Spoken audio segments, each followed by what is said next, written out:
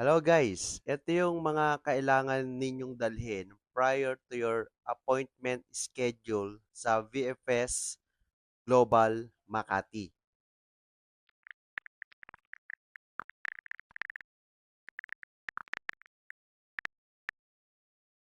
Yan lang, yung apat na yan. Tapos wag ninyong kalimutan ang inyong TIN number also. Tapos iga-guide ko kayo kung paano gumawa ng account sa VFS. Okay guys, ang una nating step ay open nyo yung Chrome nyo, tapos type nyo yung VFS Global. Tapos, i-type nyo dyan yung Philippines.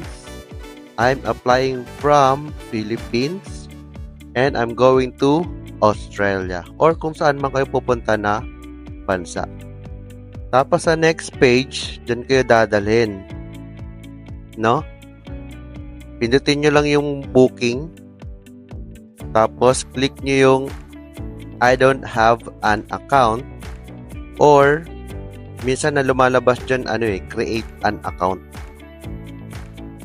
Tapos, sa next page, so ilagay nyo lang dyan ang inyong Gmail account at ang ating country code 63. Tapos, ilagay nyo yung inyong mobile number. Checkan nyo lang lahat dyan. Tapos, click nyo yung register.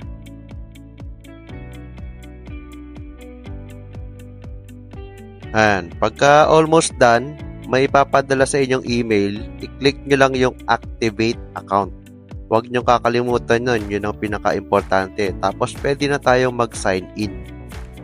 Pag sign in natin, pwede na tayo mag-create ng booking or start new booking. Tapos, ayan guys, mamimili kayo kung saang center kayo pinakamalapit. Pwede nyo i-rotate yung inyong mobile phone para makita nyo kung saan dyan. Cebu, Davao, or Manila. Tapos, pwede nyo ibalik ulit sa dati, i-rotate nyo lang ulit. Yan. Tapos, biometric collection. Tapos, automatic na yan, guys. Click nyo na lang yung continue kapag okay na kayo dyan sa date na yan.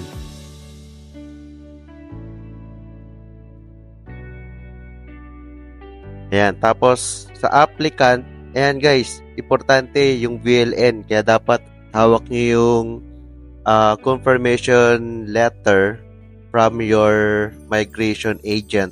Once natapos na kayo guys, may marireceive kayo sa inyong email. Tapos buksan nyo yung PDF file. Ayan ang inyong makikita. Screenshot nyo lang yan.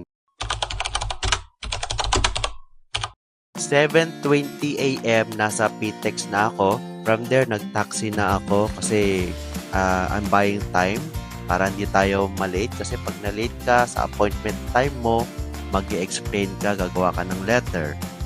Kailangan kasi 15 minutes from your allotted time, dapat nandoon ka na.